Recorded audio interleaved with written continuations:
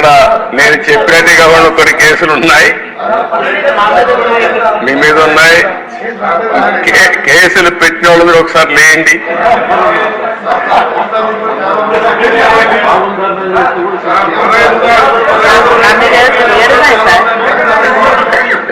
చూసారా అందేశ? 7 కేసులున్నాయి.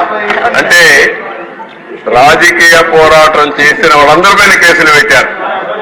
అంటే ఇంకెప్పటికీ బయట రాకూడదు అనుకున్నారు, కానీ నేరుగా ప్రజలు ఆలోచించి అసెంబ్లీ పంపించారు అధ్యక్ష. అందరినీ మెజారిటీ మీరు చూశారు. ఆనాటి పాలనలో మనందరూ బాధితులే అసెంబ్లీ నుండి అందరూ. Thank you.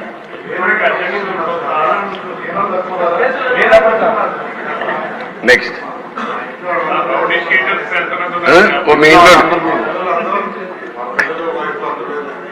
నారాయణ గారు చెప్పినట్టు ఇది నేను చెప్పింది వాళ్ళ పేర్లే ఎక్కువ టైం అవుతుంది చెప్పలేకపోయాను, కానీ ఇంట్లో ఉంటే మన పెళ్ళిళ్ళు పిలిచేవాళ్ళం కుటుంబ సమేతంగా. ఇప్పుడు కుటుంబ పరివారం అందరిపైన కేసులు పెట్టారు. సపరివారం అందరి మీద ఒకరిద్దరు కాకుండా అందరిపైన కేసులు. అంటే ఏ విధంగా హెరాస్ చేశారు. ఈ రాష్ట్రంలో ఎవ్వరు వ్యాపారాలు చేయడానికి వీల్లేదు, ఎవరు బయట రావడానికి వీల్లేదు, ఎవరు మాట్లాడడానికి వీల్లేదు. ఒకవేళ మీరు ఆస్తులుంటే ఆస్తుల్లో కూడా వాటా ఇమ్మంటే ఇవ్వాల్సిందే. ఇలాంటి భయంకరమైన పరిస్థితులు. నారాయణ గారు అయితే కూతుర్లు పెట్టారు, వాళ్ళ మిస్సెస్ పేరు పెట్టారు, అందరినీ వదిలిపెట్టలేదు. లేని వాళ్ళు చాలా మంది తక్కువ ఉన్నారు. ఇక్కడ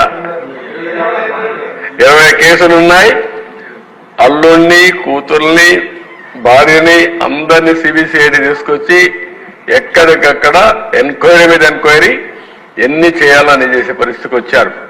ఇప్పుడే ఒక చంద్రమోహన్ రెడ్డి గారు చెప్తున్నారు, కేసులు లేని వాళ్ళు పుణ్యాత్ములు, వాళ్ళకు బోనస్ అది ఎవరున్నారు పైకి లేవని ఒకసారి చూపించడానికి.